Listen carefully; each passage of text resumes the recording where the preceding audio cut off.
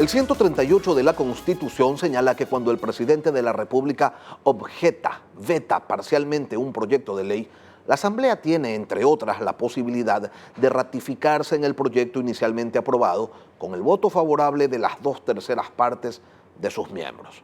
Y en la Asamblea Nacional, con un informe de mayoría, se busca enmendar este artículo para que la función legislativa requiera apenas de mayoría simple para ratificarse en sus textos. Nos acompaña hoy el asambleísta Otto Vera, presidente de la Comisión Ocasional para el Tratamiento de los Proyectos de Enmiendas y Reformas Constitucionales. Buenos días, legislador, bienvenido a Contacto Directo. Buenos días, Lenin, muchas gracias por la invitación. Estamos atentos para poder solventar las preguntas. Quisiera empezar por el principio. ¿De dónde sale, de dónde nace esta propuesta? Bueno, este es un proyecto que inició ya hace varios años atrás por el legislador Héctor Muñoz, de la bancada del Partido Social Cristiano, que realizó las gestiones al ver la imposibilidad de algunos bloques legislativos de poder sacar adelante algunos proyectos que eran bandera de lucha y que estaban dentro de sus programas de gobierno y que en muchas ocasiones, en base a lo que decía la Constitución y a la capacidad de veto legislativo que tiene el presidente de la República, estos proyectos en muchas ocasiones eran desnaturalizados. El asambleísta Héctor Muñoz hizo un planteamiento a la Asamblea Nacional a través del presidente de ese entonces, proyecto que fue calificado por el Consejo de Administración de la Legislatura. Asimismo, siguió el camino correspondiente que dice la Constitución y que envía este proyecto a la Corte Constitucional, que luego de un análisis profundo y de mucho tiempo, porque no fue un análisis hecho de la noche a la mañana, eligió el camino constitucional para esta reforma y cambio al artículo 138 de la Carta Magna del Ecuador. Y sale en este momento a la luz, asambleísta, porque los tiempos determinan ya que debe ser tratado en este momento, o existe otra razón. No, estamos cumpliendo los tiempos. De acuerdo a lo que dice la ley, una vez que el proyecto es devuelto por parte de la Corte Constitucional con un dictamen de procedimiento en que se dice el camino que tiene que seguir la función legislativa para poder aprobar esta enmienda a la Constitución, entonces se hicieron los debates correspondientes, se creó la Comisión Ocasional de Enmiendas en ese entonces, ese proyecto fue llevado al Pleno de la Asamblea, fue debatido, fue discutido, hay muchos argumentos positivos, desde luego había argumentos también negativos en cuanto a los cambios que se estaban proponiendo, y finalmente, una vez que pasó el primer debate, la ley contempla de que hay un tiempo determinado para un segundo debate. Los tiempos están por cumplirse, exactamente, los tiempos están por cumplirse, tenemos máximo unos días más, por tanto, la comisión de enmiendas que me honro en presidir hizo la gestión correspondiente para el tratamiento y tenemos listo ya el informe para el segundo debate, que ya fue dispuesto por el presidente de la Asamblea, Henry Kronfle, para que sea debatido el día de mañana, jueves, en donde se recibirá, pues, obviamente, los criterios de las diferentes bancadas y ya veremos el pronunciamiento de los legisladores en el sentido de si podemos hacer ese cambio o simplemente se archivará. Si se llega a aprobar este cambio para reducir el número de legisladores, de voluntades legislativas requerido para ratificarse en los textos, ¿dónde quedaría la facultad de colegislador del presidente de la República? A ver, es que tenemos que tener clara una cosa, estimado Lenín. La Constitución de la República, el espíritu de la Constitución contempla dos funciones importantes del Estado.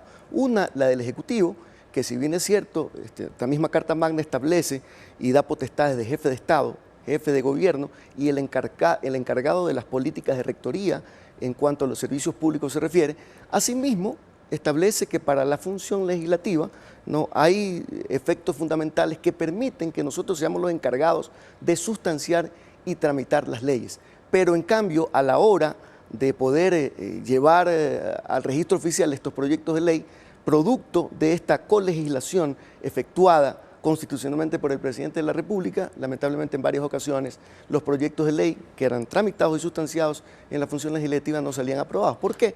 Porque cuando el presidente veta parcialmente, el proyecto debe regresar con los cambios que ha impulsado el presidente de la República a la Asamblea Nacional, quien luego tendrá solo 30 días para poder escoger dos caminos: o allanarse a las modificaciones del presidente de la República en cuyo efecto para ese allanamiento solamente tiene que realizarse con una mayoría de los asistentes a la sesión del Pleno. Supongamos que en la sesión del Pleno solo hay 70 legisladores, que está plenamente facultada la función legislativa para poder actuar. Entonces usted necesitaría 36 votos para poder allanarse a las reformas que ha planteado el gobierno. Ahora, pero en cambio, la legislatura, para poder ratificarse en el texto original de la ley que le envió al presidente de la República para que sancione, necesitamos las 3/4 partes, la mayoría calificada, o sea, 92 votos, lo cual en muchas ocasiones sí hace de que haya un contrapeso muy inclinado para el Ejecutivo, que no permite en ciertas ocasiones que los proyectos de ley, con el espíritu planteado dentro de la Asamblea Nacional, salgan para brindar, digamos, pues, un efecto positivo para el país. Es lógico pensar que si una mayoría simple aprueba una ley, esa misma mayoría luego se ratifique ante una objeción presidencial parcial. Siendo así, ¿no estaría perdiendo en la práctica el Ejecutivo su capacidad de veto o en el mejor de los casos se estaría transfigurando esa potestad en un veto simbólico? Bueno, hay un análisis profundo que realizó justamente la Corte Constitucional, que con 8 votos a favor calificó este proyecto y dictaminó el camino que teníamos que seguir los legisladores para poder hacer este cambio, esta modificación al artículo 138. Hay un voto salvado, también no recuerdo el nombre de la jueza Carmen Corral, la jueza constitucional, efectivamente, en la que argumenta que el camino escogido por la Corte Constitucional era el correcto y que esa reforma no debió tratarse vía enmienda, sino debió tratarse vía reforma parcial, es decir, otro procedimiento distinto al que estamos tratando. Pero la mayoría dictaminó, y es bien clara ese dictamen. Ese dictamen establece que no se está haciendo ningún cambio profundo o una reforma que implica una reforma estructural al Estado, a la Constitución, no se está quitando derechos al pueblo ecuatoriano y se sigue manteniendo el espacio dentro del cual se tramita el proyecto de ley. Es decir, sigue interviniendo el Ejecutivo, sigue interviniendo la función legislativa para que se tramite el proyecto de ley. Sigue habiendo la capacidad de veto parcial, sigue habiendo la capacidad de veto total y la capacidad de archivo que también puede tener. Es decir, las funciones como tal no se están desnaturalizando. Lo que se está dando la posibilidad es que la función legislativa tenga un poquito más de fuerza a la hora que quiera ratificarse en su texto. Esta enmienda, ya que usted habla de darle un poquito más de fuerza a la Asamblea, esta enmienda es algo más que el reconocimiento de la Asamblea de su incapacidad para construir consensos y ratificarse en sus propios textos, apelando pues al espíritu deliberativo que se supone debe ser el motor de la construcción de leyes. Definitivamente, yo creo que el espíritu de la Constitución establece que tiene que haber democracia y en la democracia tiene que haber un equilibrio entre las funciones, no solamente en la función ejecutiva, la función legislativa, también el Poder Judicial, la función electoral. Es decir, todos estos organismos tienen una responsabilidad constitucional y en ese sentido tiene que haber un balance.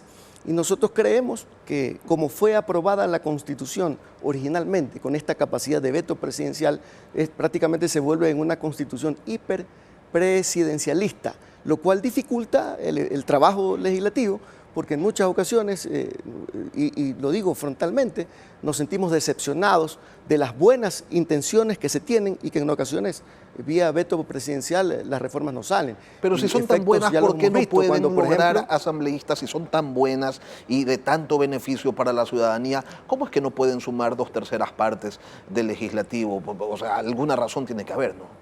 Bueno, seamos claros, lo que pasa es que en ciertas ocasiones ya vienen también los intereses particulares, los intereses de grupos, los intereses de posiblemente quien se encuentra ejerciendo alguna función del Estado. Y lo digo como un ejemplo, ¿no? Cuando nosotros aprobamos el IVA, no, o mejor dicho, reprobamos el IVA, sino el incremento de algunos otros tributos para poder enfrentar este conflicto armado en el que todavía estamos, ¿qué ocurrió? Se aprobó con el voto de 74 legisladores y luego, cuando llegó al presidente de la República, vetó y no tuvimos los 92 votos y por tanto se aprobó el IVA. Es decir, hay una condición dispareja que lamentablemente hace que la función legislativa prácticamente queda sumida a la función ejecutiva. Y yo no es que estoy diciendo que esté mal que el presidente tenga una capacidad de colegislador, de hecho la tiene y no se la vamos a quitar. Solamente que estamos abriendo las puertas para que exista una mejor interrelación, una mejor conexión entre Ejecutivo y Legislativo a la hora de que tenga que salir o tengamos que sacar adelante un proyecto de ley. Y mire, en ese sentido, nosotros hemos apoyado al gobierno. Y ya que habla de abrir puertas, con esta enmienda no están abriendo ustedes las puertas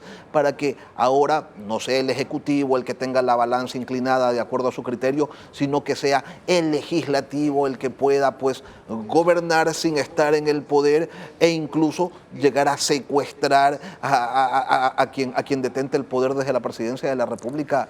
A ver, no está claro. Es decir, la Constitución es clara, la ley es clara, la función ejecutiva es una, el presidente es el encargado de establecer las políticas del Estado. En las rectorías, de acuerdo a los servicios que tiene que brindar, es el que maneja el presupuesto general del Estado. Es decir, él siempre va a tener la capacidad para gobernar. Pero no necesariamente asambleísta, porque la Asamblea puede bloquear las iniciativas presidenciales y si no existe esta votación calificada para sobreponerse a un veto presidencial, la Asamblea con una mayoría simple podría hacer lo que le dé la gana. Yo creería más bien que se abre la posibilidad de que haya una mejor interrelación entre las dos funciones del Estado. Mire cómo hemos actuado, pese a que posiblemente el Ejecutivo en la actualidad no tiene una mayoría estructural dentro de la Asamblea Nacional. Sin embargo, los proyectos de ley que han beneficiado al pueblo han salido adelante. Los proyectos de ley económica han salido adelante y los proyectos que ha planteado el gobierno, los proyectos que han salido de la bancada oficialista se han aprobado, cuando han sido proyectos que han beneficiado al pueblo. Entonces yo creo que en ese sentido, más allá de pensar que la Asamblea pueda secuestrar a la función ejecutiva, que eso no va a poder pasar jamás, porque, repito, la Constitución no cambia, la estructura del Estado no cambia, las funciones del Ejecutivo tampoco van a cambiar, y eso no es que lo estoy diciendo yo, lo está diciendo la Corte Constitucional. Entonces, si hubiese una cuestión equivocada que realmente se está inclinando la balanza, yo creo que, como en el caso de ciertas reformas que la Corte ha vetado, lo hubiese hecho de esta manera. De hecho, por ejemplo, hubo una posibilidad de una reforma a la Constitución que la Corte negó, que daba la posibilidad a que la Asamblea pueda modificar el tema presupuestario, y no solo como es hasta ahora, que la Asamblea solo puede observar y no se puede subir de los techos de los ingresos y los egresos. ¿Y qué hizo? ¿Qué dictaminó la Corte? Dijo, bueno, este sí es un cambio estructural, por tanto no se puede tratar bien mientras. Ahora, es decir, asambleísta, aquí hay un dictamen constitucional que avala la acción que nosotros estamos emprendiendo y que, digamos, tendrá que ser debatido mañana en la Asamblea Nacional para que los legisladores pongan su opinión y, de ser necesario, considerar esta reforma a la Constitución. ¿Sí tienen claro ustedes el riesgo de que la labor legislativa sea bloqueada por vetos totales ante la facilidad que estarían creando para que la Asamblea se pueda ratificar en sus textos? Vuelvo a ratificarme en lo que dije originalmente. Sí, el presidente va a seguir teniendo su capacidad de veto total, pero más bien lo que vamos a posibilitar es el diálogo. Ahora, el presidente ha recibido el respaldo de la Asamblea Nacional en todos los proyectos es que esto es una aspiración, esto que usted plantea es un anhelo. Mire lo que pasa con las reformas al Código Orgánico de la Función Judicial, en donde aparentemente por un simple artículo el presidente dice lo veto completamente, y ese diálogo al que usted hace referencia pues no existe. Bueno, lamentablemente, pues, es decir, hay que ver quién está gobernando. En muchas ocasiones nos puede tocar un buen gobernante o un gobernante que trabaje o decide en función de lo que él analice. Entonces, el presidente tiene la facultad para vetar totalmente. Yo no estoy de acuerdo con que haya vetado totalmente, porque él podría haber vetado 1, 2, 3 artículos que él consideraba de pronto que no eran adecuados, pero decidió vetarlo totalmente. Entonces, también, si en este caso el proyecto de ley que vetó totalmente el presidente, en su mayoría es importante y es bueno para la función judicial, digamos, ¿por qué entonces no lo vetó parcialmente? Entonces, mañana podríamos decir también, quitémosle la facultad de veto total al presidente. No, son facultades que tiene y son decisiones en base a la Constitución que el presidente toma.